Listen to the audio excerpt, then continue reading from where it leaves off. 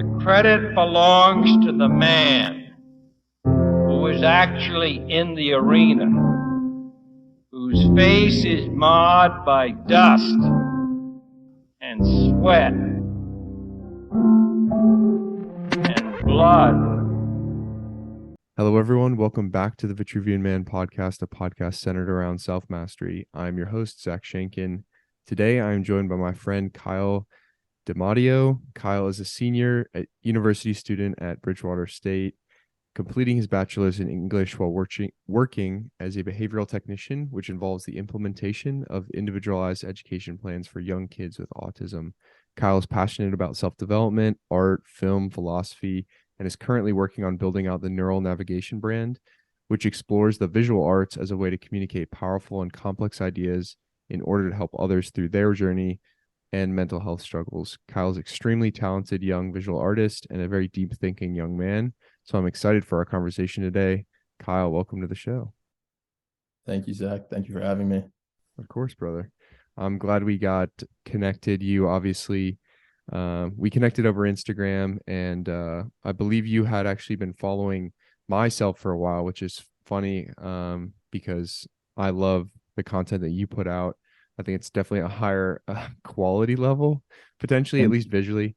And I think you're doing cool stuff. And so I want to talk a little bit about that, a little bit about yourself. And once we connected and hopped on a call the other day, I was like, all right, like this is a kind of conversation that I think people could benefit from hearing. And I think your story, especially, I don't know if you've been on a podcast before, but like that's part of why I like having one, is not only platforming my ideas, but also like getting to share the stories of other young creators and just letting people share their story, whether they are even in the creator space at all. I just think like pretty much everybody you meet has such a fascinating story if they just get a chance to share it. And I know we touched on like putting yourself out there a little bit before, but yeah, I'm excited to have you. Thank you. Yeah, no, I'm super excited to be on. It's definitely new for me, like being on a podcast and stuff, because as I told you, the Neural Navigation brand was kind of like a way for me to avoid having to deal with self-image and stuff like that. And so, yeah, this is pretty much like a new step for me. Yeah. And I think it's all, I think everything happens for a reason. And I can definitely say that, like, I know from what you have communicated to me, and we can go into it a little bit later, that has been something that you've dealt with, but I think that you communicate as confidently and as strongly as anyone else that I've spoken to. So I think you've done a tremendous amount of work. I don't know that former version of you. And certainly there's obviously that internal dialogue that I'm sure you're always going to have to deal with, like we all do, like that inner bitch. I don't know if you've read Outwitting the Devil, but kind of like whatever you want to call that voice that's always in there, that doubt, source of evil that's inside of us that we have to kind of quell continuously. But I did want to start off, I know we touched on this briefly before, but for those listening, I want to hear a little bit about your kind of upbringing and then your path into self-development. And then do you think there was a time, a transformative book, person, mentor? I know you're a tribe guy. Maybe you can touch on that specifically. But I want to hear a little bit about how you were raised and then how that developed into self-development for you. Yeah, so I was raised in sort of like a Catholic family, like a big Irish Catholic family. And for the longest time, like a lot of my friends were my cousins, I guess. It was like my family. And that was ended up being a bit detrimental to me, like when I would go into school and stuff like that, because I was really shy. And I sort of started to come out of that a little bit, and I would say 6th, 7th grade or whatever. And then I sort of fell back because I don't know if have you ever dealt with like acne or anything like that? Honestly, of all the strange puberty byproducts that we all have to kind of go through, I wasn't super plagued. My younger brother got acne worse. I mean, I think I definitely got some on my face and like a little bit on my chest, but nothing really, really bad. Yeah, I remember it hit me pretty bad in high school. So I went to like a all boys high school, which was an interesting experience. But yeah, it was like picture day, school picture day. And I woke up with like it was ended up being like cystic acne on my face. And yeah, so that was kind of like detrimental. And so I was always afraid to like go out and talk to girls or anything like that. So I kind of like stayed in my little bubble, of course. And then like later on, you get to college, and you introduce like drinking into the mix, and you sort of that became like a crutch for me, in terms of self confidence, because I think it does for a lot of people in college. But yeah, for a while, like that, I would lean heavily on that, and naturally that kind of gets you into some situations and you're just kind of like, I don't want to do this anymore. Like this is ridiculous. So um yeah, I want to say it was roughly around the same time that I met my girlfriend. um she actually doesn't date guys that drink, and I was like, this is perfect, because like I'm trying to like just cut it out altogether. And so I did, like, right then. And yeah, I've been sober for like almost 3 years. So yeah. That's awesome. Yeah, no, the alcohol thing is a really fascinating issue. I actually wrote about this. I was going to do a podcast and maybe I'll do it soon in the future. Maybe this is my sign, but I have a pretty unique alcohol story, which in short is that like I never drank in high school, Mhm. and chose to remain sober my first 2 years through college, even joining into a fraternity at Yeah. a larger university. And it was never like, yes, I was raised in like a traditional Christian home or whatever and went to Yeah. Christian high school and everything. But it was never for me a religious decision. It also wasn't like a legal decision. I wasn't Yeah. waiting till 21. I just like didn't have the desire to do so. Part of it, again, I don't want to go too far into it, but like part of Yeah. it Yeah. was definitely like a inflated sense of self-righteousness. Maybe I think I came from like a high horse position, like, oh, Mhm. I don't do that, like bad kids do that, whatever, which is Yeah. like a very egoic perspective to have. But going into college, I like knew I didn't want to start, and so I didn't start until basically I wanted to. But a huge part of it was like witnessing and knowing like the amount of times I heard at like college parties, like both from men and women, like, oh my Yeah. God, I'm too sober to be here right now. Like, how sad of a sentence is that? Like, you're so uncomfortable with ultimately your own self that you can't exist in a space around other people, Yeah. until you're at a certain level of inebriation. I mean, like everyone in our generation is familiar with the pregame, right? Like you have to Yeah. drink before you start drinking just so that you can like arrive to an event at a certain level. Um, and to me, it's like, I think it, like alcohol has its place. It can be fun. Like it isn't not inherently good or evil. It just is. Yeah. But when there is that dependence, and then you obviously reach that level of self-awareness to step away from it, which I think is powerful because the alternative is you continue to do the same thing. I think, young corporate professionals, ultimately it becomes kind of like another drinking fraternity, like an excuse to do the Yeah. same thing. And then pretty quickly you blink and you're 30 or 40 and like you're still kind of doing the same shit. And anyway, back Yeah. to No, back to where you were. I 100% get that, because it's like, I mean, especially today, I feel like it's awesome because we have the like Andrew Huberman types who are kind of like waking a lot of young kids up to that. And it's not, like you said, like it's not a bad thing necessarily. It's not inherently like anything bad. But it's just the culture of college. And I guess we're in a weird kind of state where college is this extension of adolescence, and you kind of think you could go through it without without facing a lot of consequences. And I've seen that being the case. Like colleges just kind of like, I mean, they don't care as much. And we can talk about like all the problems with like college education, I guess. But yeah, no, I mean, I grew up, I feel like, always wanting to work on myself, because that was kind of, those mentors were kind of the people I was surrounded by. Like I was instilled with like a sense of like Catholic guilt, I guess you could say.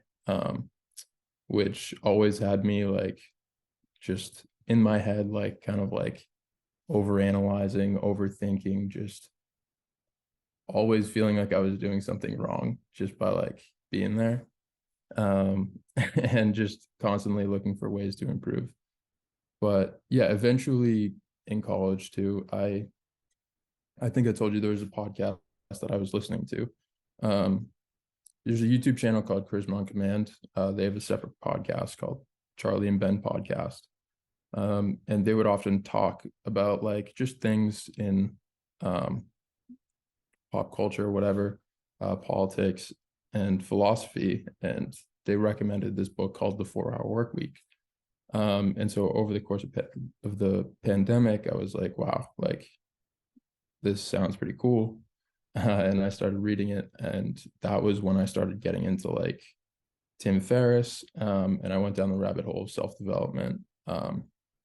Yeah, no, I think 4 hour work week, I think it's almost like post this generation. I feel like kids coming up now into self-development, like maybe we'll miss it. Like it's not really getting talked about enough, but Tim Ferriss was like that, one of the OGs in the space. And I think what's cool about that book, one, it's like very tactical. Like he tells you Mhm. like a lot of actual, like, here's websites to use, here's the things that I traveled with. Like it's the actual X's and O's. But more than that, I think perspective wise, what's cool is it shows you that reality is negotiable. Like you do not have to take the standard path of like quote unquote least resistance. And Yeah. on my last podcast that I uploaded literally yesterday, it was about like my story to quitting my full-time job. Like I had always known I wanted to be an entrepreneur, like for Mhm. our work week playing a big role in that, and knowing that like I wanted to kind of design the path professionally or like into this next stage of my life, Yeah. as opposed to just signing up for the golden handcuffs of a consistent paycheck. Yeah. And like from the age of 16 too, it was like I was in those jobs that you just like don't want to be in. Like one of them was data entry. So I would sit at a computer for 8 hours a day, just punching in numbers, and it's mind numbing, like that type of work. And then eventually I was like a factory worker at some point. So I worked in like a refrigerated meat factory, um, where I would just have to like come in like all bundled up, and it was just, yeah, cold, hard manual labor, I guess. And that wasn't too bad because you could like put your headphones in and kind of zone out. And so for me, that was like really helpful because those are the types of podcasts that I would be listening to. And the good thing about being in a job like that is it kind of pushes you away, and it like forces you to like want to do something else. Like you're like, I know I don't want to be here. So you start making your way towards something else. And so that's also kind of how I got into Tribe as well, which is like I felt I was in a position where I just like in college I didn't have a lot of friends. Um I didn't uh sorry. I just like Yeah, you're good. there was there was like a lacking for me, I guess, in terms of like creative people who were motivated and wanted to do something more. Um and Arlen's stuff I had watched throughout high school. Um so I'm talking about Arlen Moore. He's like a big self-development guy. And I watched his stuff for like the college party stuff, and eventually he made the switch to self-development, personal development. Um, and I jumped into his program. I want to say it was towards the end of my sophomore year. And like immediately you get dropped into like this program with a bunch of other guys who are super motivated, who are super like willing to help you out and like support you. And it's been an amazing experience like working with them because um, they're just always super supportive, and they're always like working on something. And so to be in like a space where you're surrounded by that, it pushes you forward because you don't want to be like the guy who's like slacking off, or the guy who's yeah, just not always fulfilling his duty, I guess. And I think we have certain obligations to ourselves that we don't always like, we're not always good at living up to. And I talked with you about like, there's a super useful strategy of discipline, which involves like an external factor. But when I started making the post, I was like, I said to my friend, I was like, hey, I need help with like getting myself to do this. So if I don't post by this time on this day, I owe you like $50.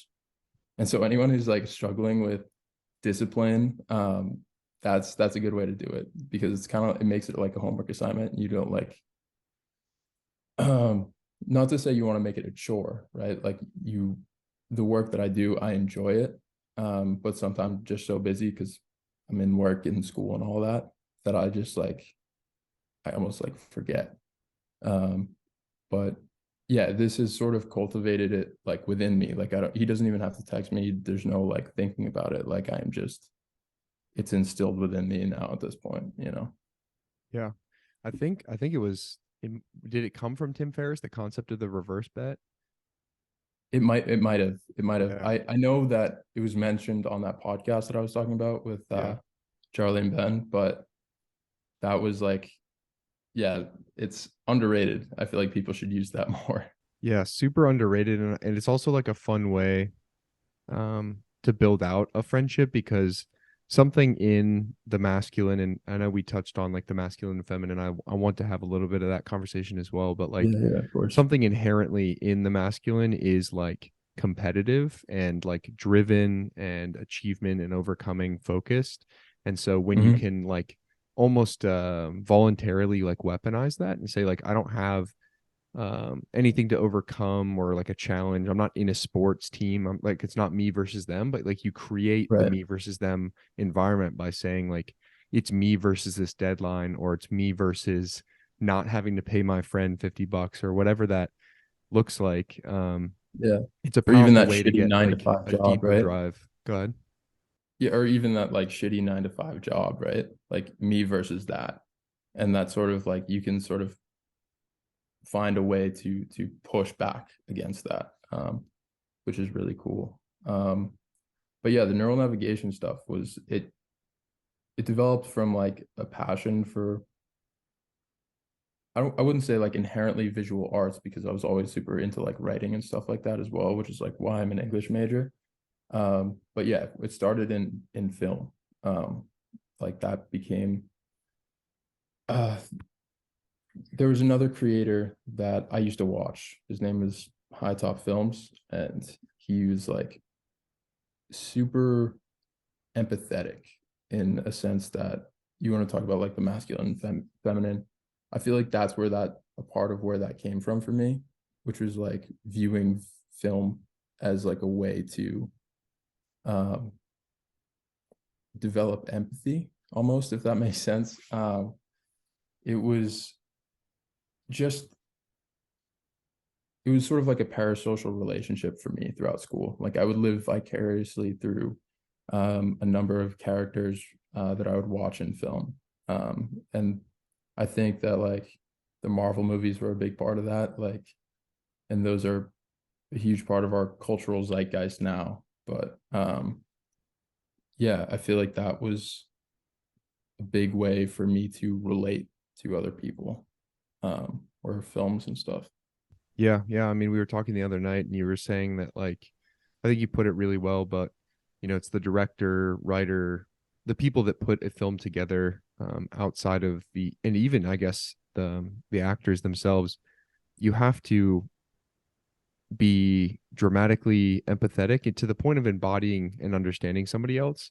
Yeah. And I think like when we talk about the masculine versus the feminine, like that is the strength of the feminine, is like that intuition, that empathy, the feeling of like Yeah. being somebody else. Not just like the masculine, a man could like list the characteristics of somebody else, right? Like you could order it on a piece of paper, you could structure it. It's like it's a very like tactical understanding, but the feminine 100%. is like a feeling understanding. Like instead of it's being truly seen, and that's part of your brand. And you said that the other night, like you want people to feel seen through your work.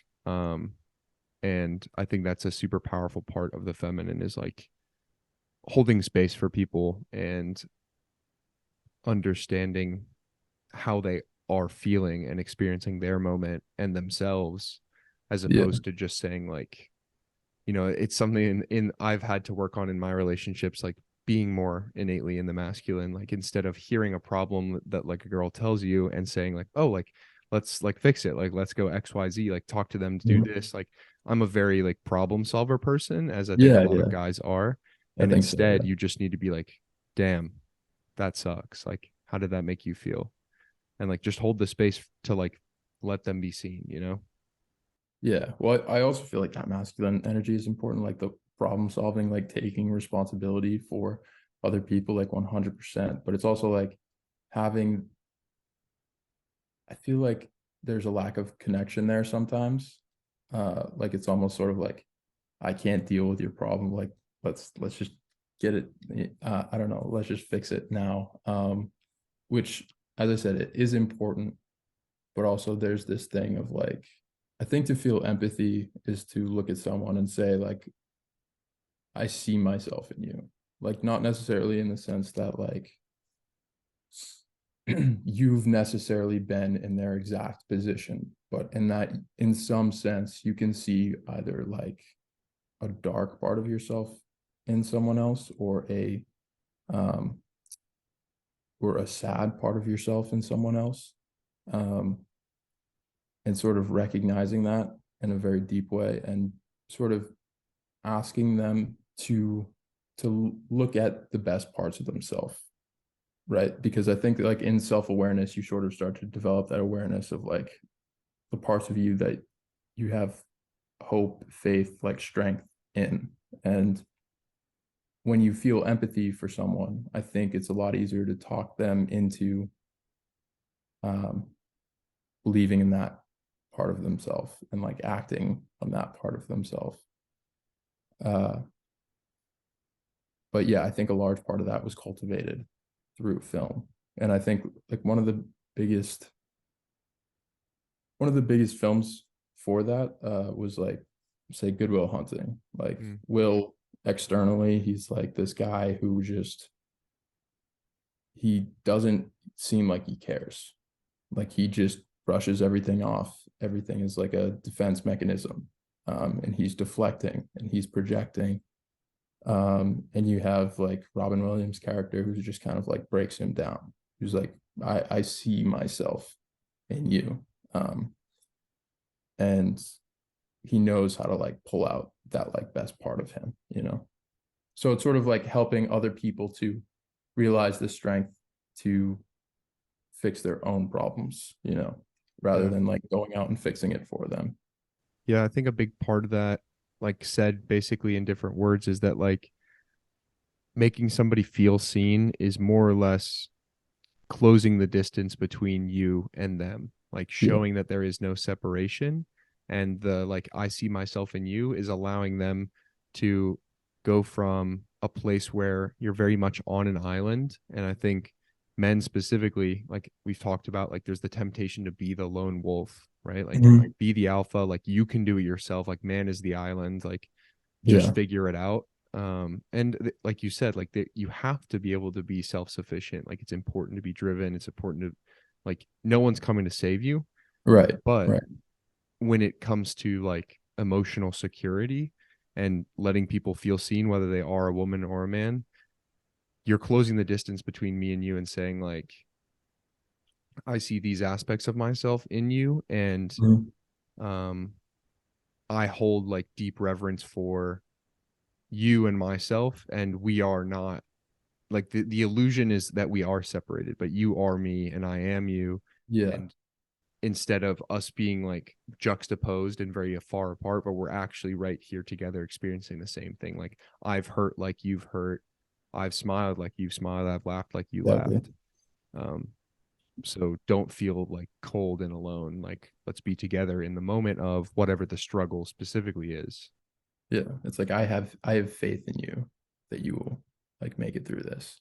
And I think that just hearing that or like it's like, it's kind of like the feeling of like a hand on your shoulder, you know, that you're not alone in like whatever you're going through. And I think that's the really important message that I want to convey through a lot of this, because there's also a time during the pandemic where I was just like, I had this really difficult sort of breakdown, I guess you could call it, like a lack of meaning.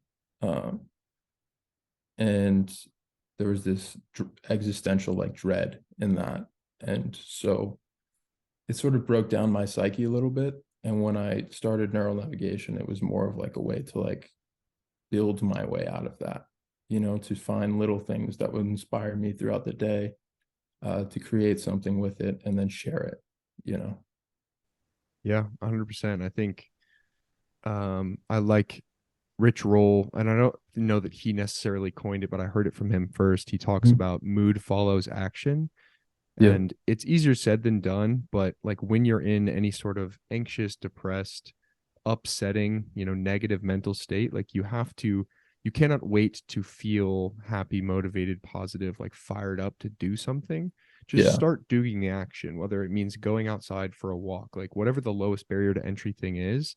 And for you, it's like, all right, I have to break down this massive problem of like, what the fuck is my purpose? And like, Yeah. why am I around? Like, what is the meaning of all of this? Like, that's a pretty big, non definite question, but okay, what can I do in the short term? I can look for moments and like for you, it's like words of inspiration. And then I enjoy making visual art, and I'm going to translate those words into pieces of art, just one piece at a time. And whatever happens, happens, right? Like for Yeah. you right now, it's very much in the incubation stage where you're just posting on Instagram, sharing a Right. positive visual story, and whatever direction the brand and you decide to take it, like I'm excited to see, but there's no definite timeline. There's no right and wrong answer. It will naturally evolve, but like getting yourself out of that stuck place happened because you took action. It wasn't because like the answer arrived or the feeling arrived, right? Yeah. And I think it's cool because you're right, it is very much like in the incubation stage. And you can see where like a lot of my inspiration comes from. We talked about this, like Vizzy Andre, and my first posts are like a little bit, they're basically like a knockoff of his, but like I just use different words.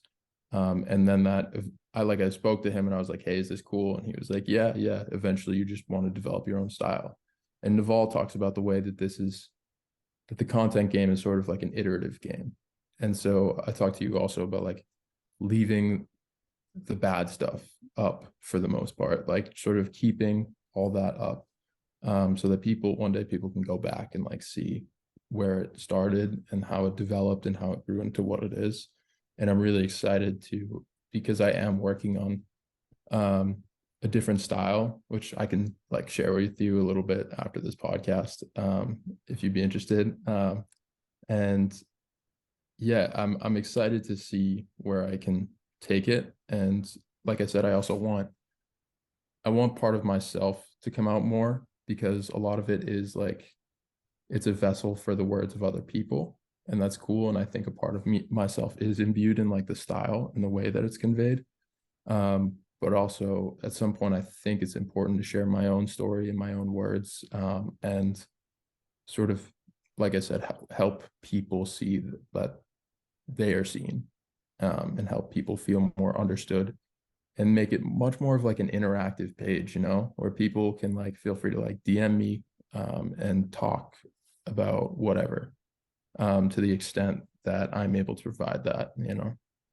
Yeah, no, it's really awesome. And I think it will be exciting to see where that goes. I think given the internet, I mean, like we wouldn't connect without the power of this. Like we wouldn't be able to fix this conversation in time and then be able to like upload it later for other people to go back to. Like we're so blessed with the interconnectedness, and there are like, if used unconsciously, if you just arrive to the offering of like technology and social media and don't think about how you're using it, it will ultimately harm you and program you in a negative way, because there are people that are keen to do so, whether you think it's just for monetary value or you believe a little bit more on my end of the spectrum with like the tinfoil, like there is good and evil in this world and like there's evil forces working. But Yeah.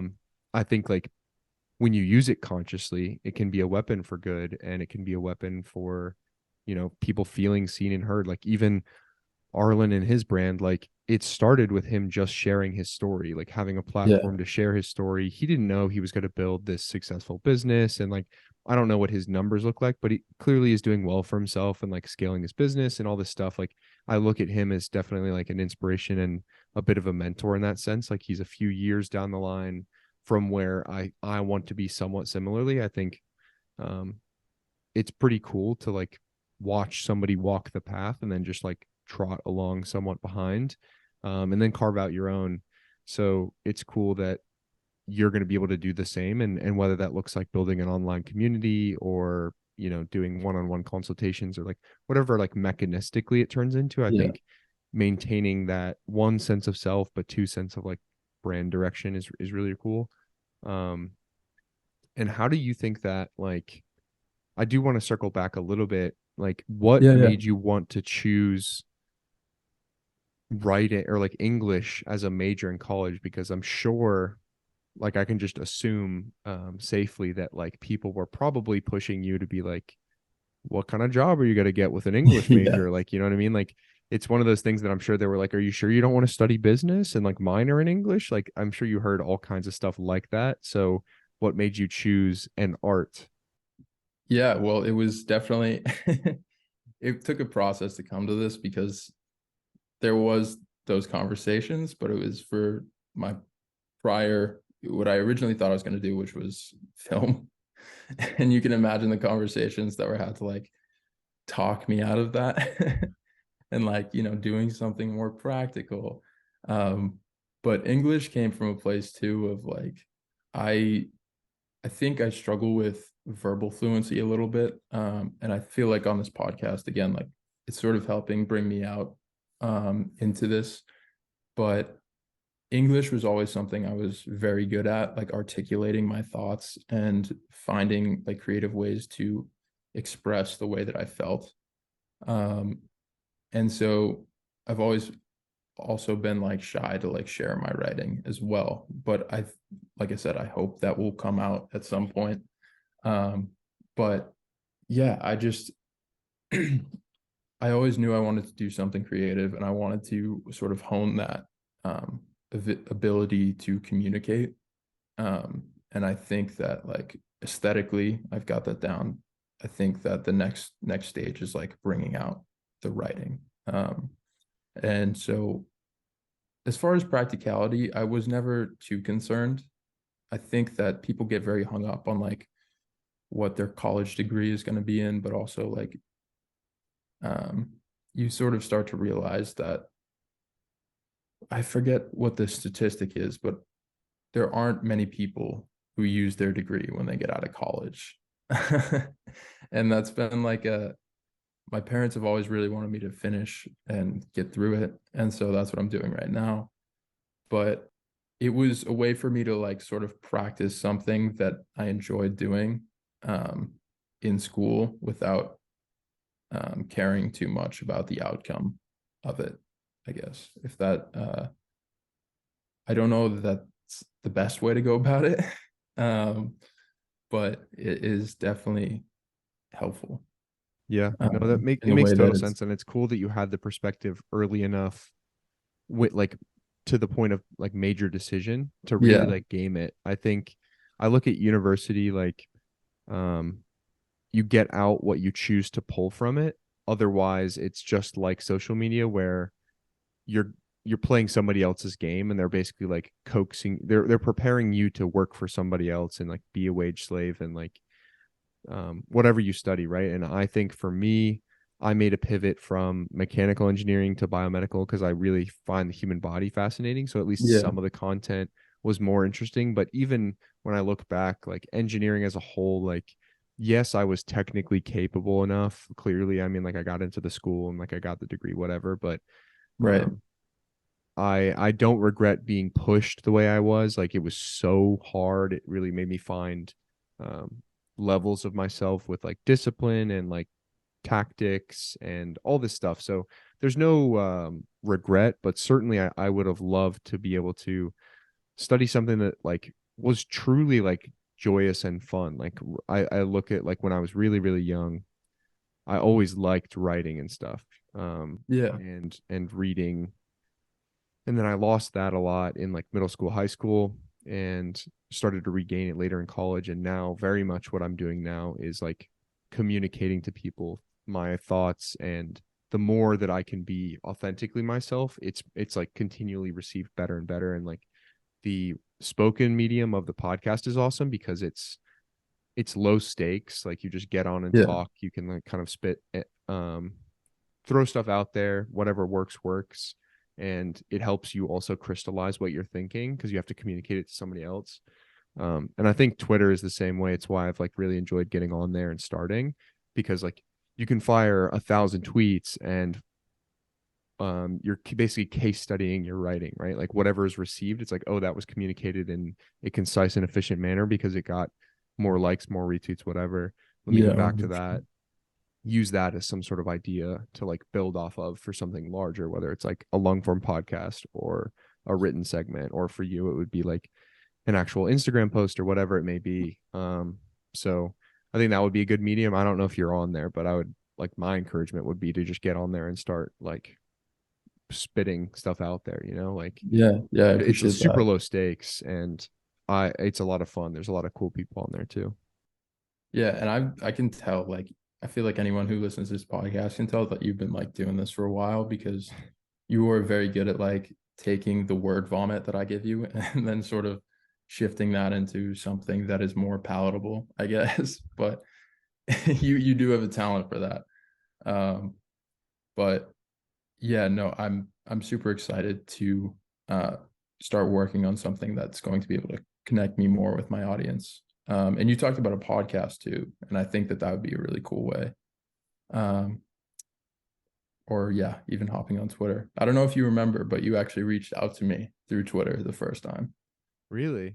Yeah, I don't know if Okay. you were just doing outreach or whatever, but yeah, you ran into my account that's kind of like, I don't really use it. The sleeper personal account. Yeah. Well, it wasn't even no, because it did have my brand on it, but it wasn't like, it wasn't those posts, the art posts. It was sort of like word vomit that No, I just I did it I for a wouldn't while say and then I that. stopped. I didn't remember, but yeah, I think definitely getting back on there, if you can fit it into the schedule and the time, it's really helped myself get back into the actual like art of writing. Right. And not to say that like, Twitter is some like noble artistic pursuit. It really isn't. Like you can be fun, you can be stupid, but there's a lot of people like our age in this space doing really cool stuff to like Yeah. learn from, even just by observation, like literally just going through a thread and watching how people communicate to each other. And there's a ton of people making like, as far as the mechanical way to get through life, like you have to make money. Mhm. We talked about this. I look at money as a way to like live the life of my desires, not as like an end point. Yeah. The only reason I actually want to amass any measurable amount of wealth is to have a family, because I know Yeah. kids are just like turbo expensive. But I I mean, there's people making crazy money, right? Like I came out of school Absolutely. at my engineering job, like 75K for an annual salary. There's dudes like printing that in a month or like half a month, doing like Amazon drop shipping or e-com stores. And so it's very aspirational in that sense, as like a aspiring entrepreneur. It's like, okay, you gotta like get your money up a little bit around Yeah. these guys. So it's a cool space to be in. Yeah. Yeah, even what you're talking about is super interesting, because I do think there's an art to it. Like there's literally an art to the tweet, which I've just yet to figure out. Um, because that whole book on Naval, I think, is literally stitched together by his tweets. And the same thing, like there's another creator on Twitter who I did see. He put out a tweet that was like, I'm just on here microdosing my manifesto, which I think is the perfect way of putting it. You sort of you have these little thoughts throughout the day that sort of embody your philosophy, and you're just like putting it out there. So yeah, I'll definitely have to hop there on there at some point. Yeah, and as far as wealth goes, like it's like I just want to be able to make doing what I love sustainable. That's all I really care about. And so as long as it can continue to be like something along the lines of creativity and helping other people, I think that would be fantastic. If that would be the way that I could sustain myself. But I also think that there's always still a lot of inner work that needs to be done. And I think that as that work is done, you'll start to see more of me across social media. Yeah, definitely. So what do you think that so you graduate soon, Soon, this May. upcoming May. Yeah. What is your current path looking like? Are you going to continue to do um technical, like behavior technician work into the future? Is that something that I know we haven't really even touched on that. Like, how Yeah, did you yeah. find yourself doing that? Is it related to your major? Is it somebody connected you? Yeah, that was also my girlfriend. She like it was literally the summer of my sophomore year, and I was gonna go back to my warehouse job, and she was like, "Come try this." And because I don't know, I guess she felt I had like a good energy with kids and like hang out with kids. And so yeah, I started doing that in the summer of, I don't know if it was, maybe it was a year ago or something. I don't know. But it's really cool to see those kids like make the progress that they do. And it's really rewarding work. It can be tough work, especially the kids that are struggling more to get to the place that they need to be. Um, but once they get there, I feel like their ability to sort of interact with the world in what seems like a more conscious and like meaningful way is like it hits home. Like it's really nice to see. And I would like to keep doing that like as soon as I finish for a bit longer. But I also want to sort of like branch out and experiment and see, what other jobs I can do in the meantime while also having this, develop new skills while also maintaining my creativity and building out this brand. Yeah, that's really cool. And I think, I have a tendency, and we talked about this on our first call, but like I have a tendency to say things with extreme conviction and Yeah. like a lot of gusto maybe. So like oftentimes when I talk about how much it matters to me specifically about, quitting the job, like the 9 to 5 wage cage, whatever, like Mhm. I have very strong opinions and I voice them heavily. So I Yeah. don't want anyone to ever receive that stuff and think like I think someone is less than for working those types of jobs. And I also think, in my opinion, the best types of jobs, like if you're not the person who wants to build out the business, like Yeah. by nature of statistics, most people are not, and that is totally fine, right? Like as an entrepreneur, I eventually will need to hire people, so I need people to like be the people that want to work for a cool creative direction and company. And so the pursuit is not to find, not everyone has to work for themselves. You just have to do something that's meaningful. Like that's where most of my passion comes from, is like I don't want people to be unconsciously like floating through life just Right. accepting mediocrity. And I think a great way to avoid that is doing work with people. Like the more people facing your job can be, and if you're seeking compensation alongside that, like sales seems to be a good arena because like Yeah. there's good compensation and it's also relatively people facing, but stuff that has like a meaningful impact on people, whether it's like service work, behavioral technicians, um, I don't know, like when I like the aspects of my engineering job Mhm. when I was working there that I enjoyed the most for sure was interacting with my coworkers, getting on calls with the manufacturers. Like it wasn't any of the technical engineering stuff that I would like click away at my keyboard or do the testing or do CAD work, because it puts you on the island. Like it Yeah. makes you interconnected or disconnected. And I think it's very hard to see the color of the image when you're not connected to other people, because when I connect with somebody else, like you and me, like this is like forcing me to higher levels of vibration. Like I have to like be empathetic. I have to listen. I have to receive the thoughts that you're saying, formulate quickly what I think about them, respond. Like this is a high level interaction. Like it's impossible for me to just kind of like float right now. Yeah. You know, I can't just turn off, or you'll just be like, Zach, hello, hello. Is anybody there? And I love that feeling. So the more of your day that you can spend around other people, I think makes your day much more bearable. It's hard to be like depressed if you spent your day with um, a lot of other people. Yeah, 100%. Like it's like, I don't know. I look back on the data entry job, like that was, I have to give it to like the people who are working that job, because I could never do that. I could never sit in an office like 8 hours a day and just, you know, type numbers into a computer. It's hard when you're not relating to anyone. And that's like, I respect that. Like that's hard. And they're all probably working very hard to bring money home to their families, which is, um, you know, who knows like what will happen with like AI and stuff like that. But yeah, it's not a fun job. And I found that moving more towards this has helped me a lot. Just with my sense of connectedness, with my sense of empathy. And um, I think also the other job that I had was pretty important to my self-development, because it was like I would basically spend 8 hours a day with myself, just thinking. And that's like a pretty intense experience, but it's also a little bit, you can kind of make it into a meditation. And you can sort of be mindful of a lot of the things that are going on around you while also still like doing your job.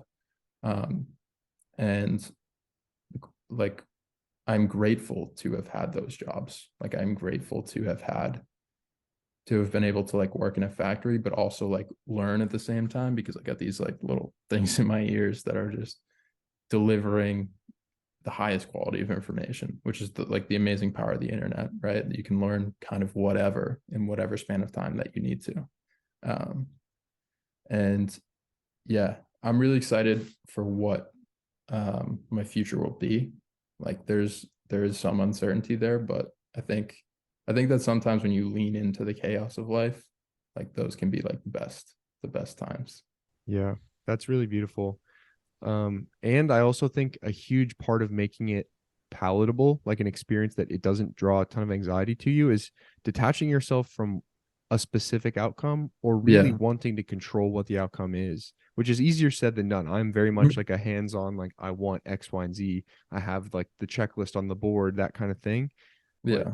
if you're just like, I don't know where this is going to take me, but I believe deeply in my ability to perform and succeed in the long term, like what that success looks like I'm excited for the world to show it to me, as opposed to it needs to be X, Y, and Z, and I need to travel to this place in this specific time. Like I think a double-edged sword. I'm sure you're probably feeling it. Like within Tribe, it's like, you know, everyone's like, oh, like I need to go to Bali, I need to go to Colombia, I need to like Yeah. do these X, Y, and Z, like pedestalized like digital nomad things, but it's really not for everybody. And I'm having to assess that for myself a little bit, because I do want to travel, but I Mm-hmm. also recognize that like I thrive in like an environment that I've curated. Like I'm a creature of habit. I also love to like create my environment. Like I'm speaking to you on a desk that I built. Behind me is the bed that I built that I sleep on. Like that table back there, like I built.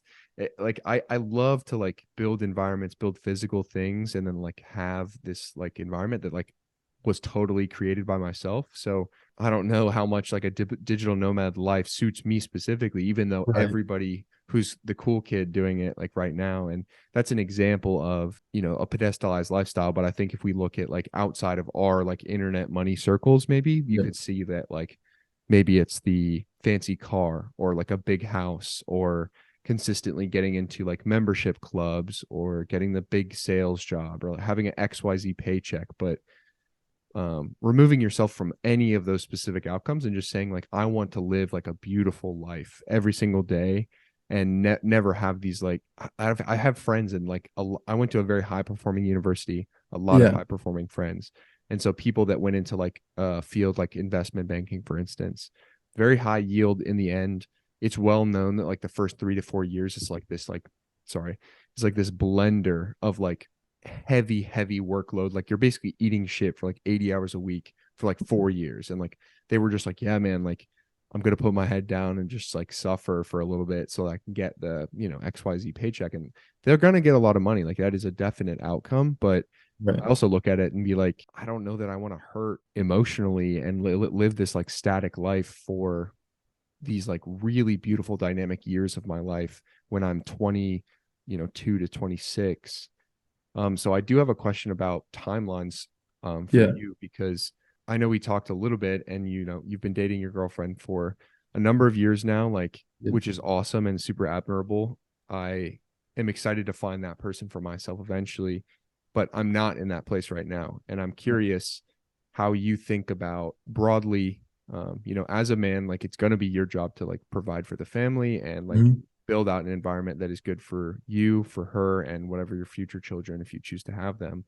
So how do you look at like solving the equation, I Yeah. guess, and like how does that play into it, knowing that you are going to be starting a family maybe sooner, on the sooner end of the mid 20s, as opposed to like 30 and mid, like later, like you Yeah. potentially have like your situation more crystallized in front of you. And so I'm Mhm. curious how that shapes your perspective.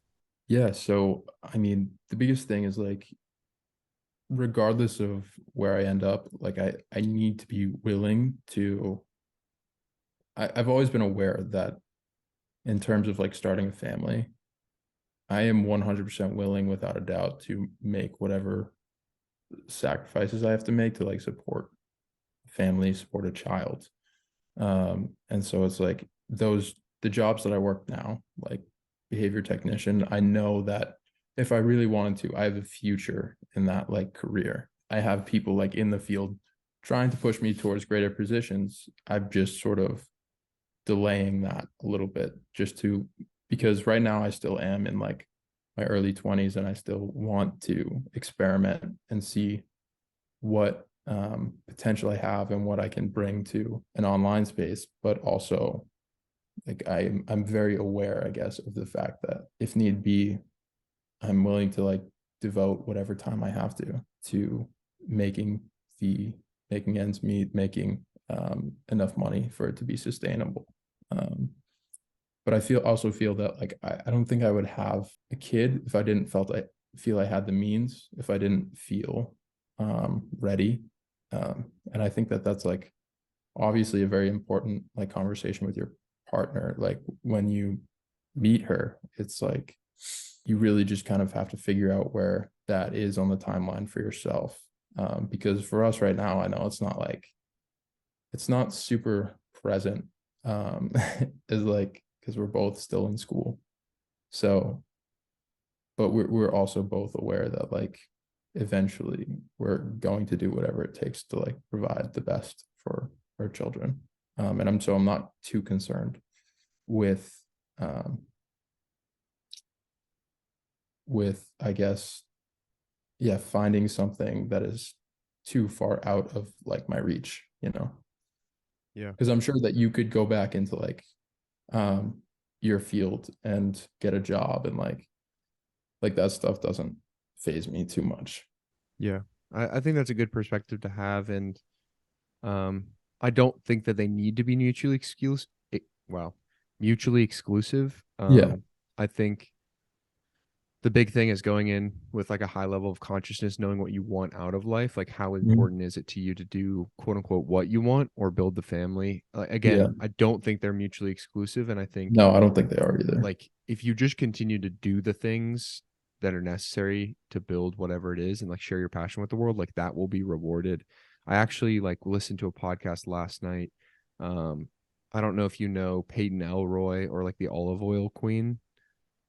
I think I'm aware of the olive oil has like carnivore really Yeah, reposted. like she's in like the based health, like naturopathic, animal based kind of food space. Yeah. And then Peyton Elroy also similar. I think Peyton actually somewhat, it appears somewhat recently, has broken up. She was dating Solbra Oh wow. to my understanding, and then there's been a Yeah. breakup. But anyway, they were talking. They had this like podcast on. It was like an IG live. Um, and anyway, I sat like with these like women and their thoughts for like 60 minutes, and I thought it was Yeah. really fascinating to listen to their conversation. And one of the women, there was a third girl who I didn't know, but she Mhm. was talking about she's recently pregnant and they're going to have their first kid, and her husband is Peruvian. And there's a phrase from Peru, which I thought was really cool, is Yeah. like, with the baby, like, I mean, it's in Spanish, obviously, but it translates to, with the baby comes bread under the arm.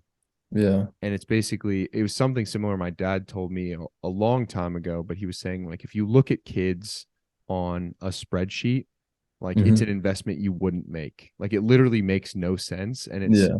it's going to cost more money than you can even plan for, but it just somehow is going to work out. Like, everyone makes it happen. I mean, you can Yeah. even think about, like with a college degree, you're unlikely going to be below middle class. Like, maybe you won't be like toting the Lambo like Sebastian Giorgio at 22, Yeah. but you're going to be fine. And even people in the lower class, like, they're still having families, they're still putting food on the table for their kids.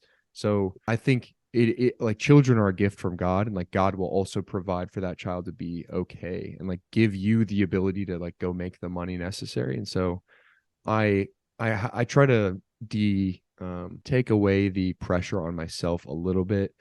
I think that pressure is natural and it's important and it's God given to Yeah. be like, all right, Mhm. you have to like elevate your levels to be able to bring a kid into this world, but Mhm. also take the pressure away to be like a gazillionaire, or like have like hundreds of millions of dollars in the bank. Like, it's gonna be okay. The money will come as it does.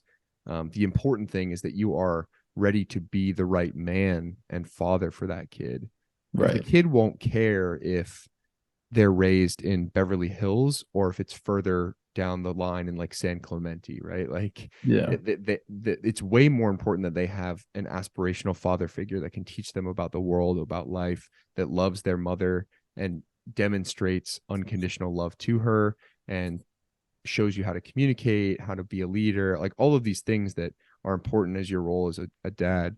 That's way more important. And so I get caught. It's easy to get caught up, especially on the internet space, with so many successful people around you, focusing on that one microcosm of life. But I think it's like way more important. And it's why I'm glad my journey is going the way it is, where I started self development first, and now Yeah. I'm starting business, versus like somebody who built the e-com store and got really successful and then now wants to develop themselves. There's no right or wrong, but I love my path because first I became a person that I'm proud of and am Right. becoming, like, ongoingly. It's not perfect, but like becoming the person that I want and then building the life that I want, versus getting a life that's cool at and then trying to like backfill like who I am as a man. So I look at fatherhood the same way, where like the work that you do on yourself is way more important than the work you do on X, Y, and Z business. Yeah. And I think you see that too with like Hollywood celebrities and stuff. They'll go to like Russell Brand is a good example. Like you see them go to the furthest end of like hedonistic pleasure. And then you sort of then they have to backfill on that inner work because none of the external stuff was fulfilling enough to them. Um, and yeah, like you said it perfectly. Like that is the key component, like having a child with the ability, like the emotional capacity, the full like understanding and self-awareness of who you are and how you can guide them towards the right things in life, I think is going to be the biggest component in ensuring that they are successful and independent on their own, and are able to like deal with the world in a competent way. And yeah, it's always super interesting to me too, like the conversation about, I feel like it's very trendy these days to like talk about how like, oh, I would never have a kid because like look at the state of the world today. And it's like, as opposed to what, 100 years ago when like, you know, World War II or World War, like when was it? I don't know. It doesn't make a lot of sense to me. And I like I understand the where it's coming from, but I don't know. I feel like having a child just is too that idea excites me like in a way that like I feel like that's the case for most people. But I don't understand that train of thought fully, I guess. Yeah, I think I mean, it's all, again, I told you I'm tinfoil hat and we don't have to go down the rabbit hole, but I do think that there is a narrative that being pushed by people that genuinely want to decrease the population of Earth. And so it's, they're telling people that it's bad for the environment to be a human. Like, the narrative is essentially saying that like being a human is bad, right? Like, Yeah. you are born and you are inherently flawed. you're a carbon emitting, evil speaking, thought criminal, bad person, right? Like everything about Yeah. you is flawed. You're less than because of your race. You don't get to do like whatever it is. It's Right. all this narrative to make you feel lack and disconnect you from the divine, like from understanding that like you enter this world as close to God as you ever will be when you're alive. Like the innocence of a child is essentially like a godlike state, right? Like you haven't been impressed upon by worldviews. Your parents haven't made mistakes in raising you to give you trauma.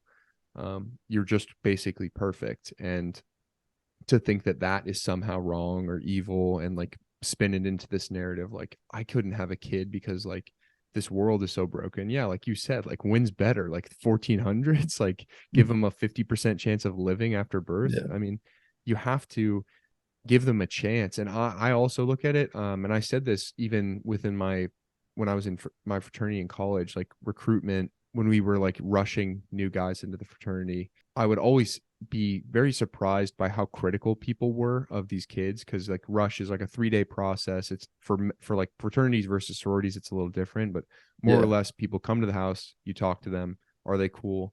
Yes or no? And, you know, we have a discussion in our house. Like I always have to caveat it. Like Greek life at Georgia Tech, very different, I think, than at a lot of other universities, because like you Mhm. have to be pretty high caliber academically just to be there. So Right. I think generally the level was a little bit higher. And then also our fraternity specifically, like for the time I was there, we were like one of the top houses, quote unquote.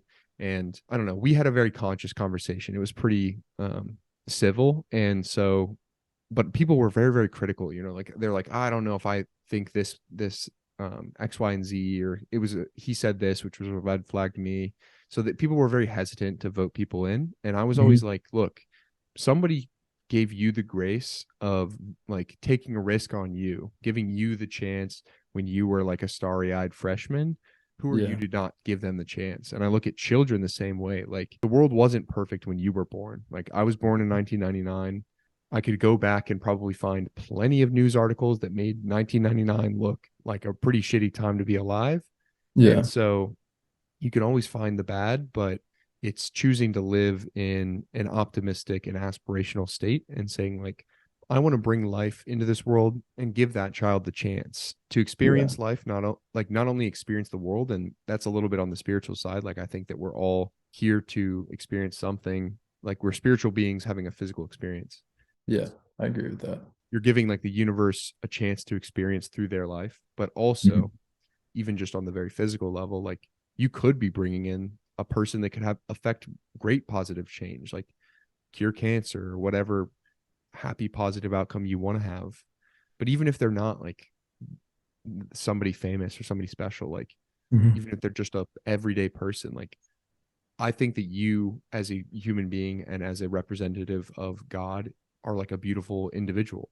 And like I look at myself the same way, Yeah. and any other random person, whether they live at some highly aspirational life or Yeah. what is average or quote unquote normal. Yeah. No, there's something that I feel like just there's a natural conclusion that you have to come to as just a human being, which is like that there is beauty in suffering. There's beauty in the chaos of life. And I feel like someone who's like really done a good job at putting that message out there is like we've talked about Winston. And I feel like that's a huge component of his latest book. Like it is, there's beauty in all of this, you know, and you should feel it all because it's all like important to your soul and your being and every part of you to experience, like be here with the experience because we all have these like, especially today, we all have these like caged hearts that we're afraid of like letting anyone in. We're afraid of opening up to people. And it is, um, it's really difficult because the internet has made us somehow both more connected and more disconnected than we've ever been. I feel like as a whole, as a society. And it's yeah, you just that idea of empathy, you want people to open up and you want to experience life with them and you want them to experience the most out of life. And the same with a child. Like you want them to feel that experience fully. And you have to acknowledge too that like, yeah, they're probably gonna like mess up pretty bad. at some point in their life. And, that experience doesn't define them, but it is important for building who you're going to be. Yeah, I don't know. The future of the world excites me. Like, you have lots of people like that, like Winston, like Solbra, like you, who are sort of leading this charge of like, there's a movement too by I think his name is Jake Youngblood on Twitter, Irrational Optimists. I've seen that, and that like excites me. I'm like so excited to see what the future has to bring with those types of people in it, Yeah, that's really beautiful. And I'm honored to be shared amongst those people. I think obviously, like, scale aside, I try my best to just share a positive message and believe in my heart of hearts that like it will all work out. And maybe that's naivete, but I choose to exist in that world, whether like call it irrational optimism, call it whatever you will, like the artist's heart, like the belief in the dream. Because I've talked about it before. I did a podcast on perspective, but like you have to choose how you feel and make a decision on how you feel. So I choose to live in a place where it is positive. Like you have to like pick an outlook. I choose the positive one because it's a lot harder to live in a negative one. It just feels fucking worse, and I don't want to be there. Yeah, so. And anyone who doesn't feel that way, I feel like a great book to like recommend is have you read Man's Search for Meaning by Viktor Frankl? Yeah, phenomenal. Like that is key to like the experience of life. If you can change your attitude towards suffering, like that is going to be huge for you. But yeah, just wanted to throw that out there. Yeah, no, it's a great one. And for those that may be more reading averse, or like both of us, where it's like, I'm sure you're in circles where people are reading all the time and your book list keeps getting longer and longer. Man's Search for Meaning is a quick hitter. Like it's a pretty, I don't know, maybe it's under 200 pages easily. So you can do it in like a day, and really, really powerful story. It talks about the importance. I talk about it even in my program, like how important it is for men specifically to have a purpose, a reason for being here. And feel like they're working towards that higher level goal, whether it's a family, building a business empire, making art, whatever it is. It looks totally different for everyone, but knowing that you're working towards something meaningful versus just showing up day after day at something makes life measurably different. But to your point, a huge component of that ultimately is your choice of the perspective. And for those that don't know, the Man's Search for Meaning is the story of Viktor Frankl in the concentration camps in Nazi Germany and his observations of human behavior in himself and the people that he worked with as a physician, and how important it was for people's survival, literal survival, to have a perspective where their existence was meaningful, and trying to make some meaning out of something that was essentially unilaterally horrific and negative. Yeah, absolutely. And there's another movie too that like my girlfriend showed me. It's called Life is Beautiful. It's like an Italian movie, but I think the themes are very similar, where it's like, there's a lot of Holocaust movies, but this one was particularly striking in terms of its relevance to Man's Search for Meaning and taking that attitude towards suffering. So yeah, if anyone has the chance to watch that, absolutely. But yeah, like I said, I'm also like tinfoil hat a little bit, like World Economic Forum, just listening to all that stuff. New World Order, the doom and gloom. Yeah. In spite of all of that, I think that there are enough people, and you see like communities like Praxis sort of creating what they want to see in the world, which I think it's incredible that we have people like that. And even though you have like, you're still growing your following, like even the people that you do connect with, I am positive that they like will derive meaning from this conversation, from any podcast you do, because it just comes through in your words, like how connected you are to the human experience and people and their suffering and their beliefs and the things that they love. And yeah, it makes me happy, like, to see people like you doing this. Well, I'm floored. I don't want to stumble around the compliment, so I will just accept it as is. Thank you. I do want to be respectful of your and the audience's time. I think you and I could speak forever, and I look forward to our future conversations on and off air, because I think there's a potential budding friendship here, and I love picking your brain. But I want to move to some questions that I ask every guest when they come on. Not necessarily a great segue here, so we're just going to go for it. But Okay. in your eyes, what defines being a man? That's a good one. I think it is something along the lines of cultivating hope and connection. So as we were just talking about, like, to tie it in, is that attitude towards suffering. It is not necessarily this sort of stoic way of being such that you don't experience emotion, but that you are able to experience it with grace, and empathy. I think are some key components of it, right? Because I think to healthily express that, like, express your emotions, is super important. To be able to look at someone and to see their, like, worth, their potential, and to help other people to, like, actualize that, see it in yourself as well. If you don't, like, see that in yourself, I think that is something that a lot of men should work on, because I think that there's a lot of people who have more to offer than they know, than they realize.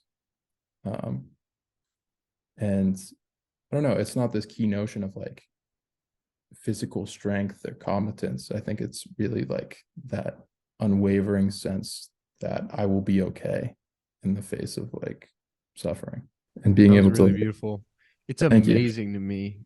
First of all, just excellent answer. I do want to highlight that, but it's amazing to me that I've asked that question now. I don't know how many guests I've had so this is episode 28. I don't know how many have been solo versus guests, but I have asked plenty of people, and I will continue to ask many, and nobody has answered the same way. And Really? I love that everyone articulates it very differently, but often tells a very similar story. So that is an excellent answer. I'll have to go back and listen to it and really, like, absorb. Yeah. But the second question is, if you could go back to a younger version of yourself, say maybe that insecure version of yourself struggling with finding a friend group, expressing himself authentically, what would that be and why? What would that, like, conversation be? What would be, like, one thing you would go back and tell yourself if you could arm him with, not to insulate him from experiences, but, like, Yeah. this version of yourself that you're stepping into that's more confident, more conscious, more aware? What would you go back and say? Just enjoy life, because at the end of the day, 10, 15 years from now, no one's going to even think or remember this.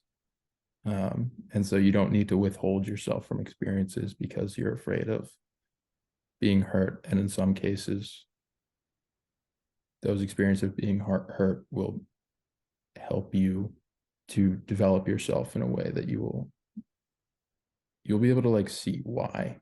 You'll be able to, like, see that piece in other people, and you'll be able to help others, like, feel more comfortable in themselves just by knowing the way that you felt. I think that pain sort of helps deliver a sense of empathy as well. So, like, you will be okay. Like, this will not be remembered, and you should not be so stressed about, like, who is thinking what right now, because it's not going to remain. Yeah, I loved what you said, like, don't withhold yourself from the experience. Ironically, a tweet about something similar the other day where I'm coming into this place where because of these goals that I have for myself, I'm not at X, Y, and Z amount of money per month, whatever. I have this tendency to, like, just stay in the work and almost feel like I'm not living the dream now, but it was like, Yeah. give yourself permission to live the dream right now. And that is one of the things where, don't withhold yourself from experiencing life. Don't wait for some arbitrary retirement date or a title that you're chasing or a business you're going to start or a certain amount of money to say, like, I'm in this now. I'm living right here, right now. And I'm going to choose to be as happy as I'll ever be. Cause like, whether you're on a yacht or just on a dinghy with a couple friends, like the experience is to be lived right now. And the wealthiest person can only have the singular moment, just like we can. So Yeah. I love that. And then lastly, I know you and myself are both collector of words. I'm a big quote person. I know that you are similarly. So what is one quote that has always stuck with you or that you try to specifically live by? Yeah, so there's one that for whatever reason it always comes back, and I think it is like, I don't know if it's like that like Catholic guilt or whatever, but there's just one that like stuck with me for a while. That it was a book I read in high school called Just Mercy by Brian Stevenson, and I think it was made into a movie recently, but the quote was, "You are so much better than the worst thing you've ever done," which is to say, like, as long as you could like continue to grow, as long as you take those experiences and you understand the way that they made you feel, like you can become more than you are. And as you said, like, we are constantly in the experience of becoming. Like, we are never complete, in the sense that we can all be more than we are. And that's super exciting because there's always like room to grow. There is always like meaning to derive. There's always more ways to connect. And a single experience doesn't define you, I think, is the sticking point for me. But That's awesome. Well, I want to end it on that beautiful note and thank you for spending your time with me. I think, waking up on a Saturday, a lot of people have other stuff to do, but I can't think of a better way to spend my morning with deep connected conversation. So I appreciate you and I'm excited for people to hear this. I pray that, the recording comes out well and all technical things work out, but even if it doesn't, we shared this moment together, for which I'm grateful. For everyone listening, thank you for making it this far. I know that it was value packed all the way to the end, so I appreciate you guys for being here. You can follow along myself, what I'm doing on Twitter, specifically at ZDSCHENKEN, on the Instagram at Vitruvian Gentleman. But I want to give you a second quickly to talk about what you're working on, where people can find you, because I'm sure after listening this far, they're going to want to keep up with what you're working on. yeah, so creative visual art that sort of delivers little pieces of wisdom throughout your day, at Neural Navigation on Instagram.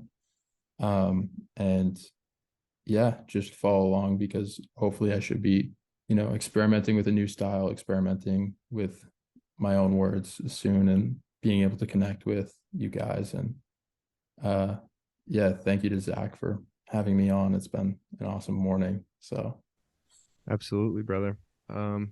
Well, for those listening, thank you so much for spending your time. Remember, your time and your attention are your most valuable resources. So thank you for spending them with me and Kyle this morning.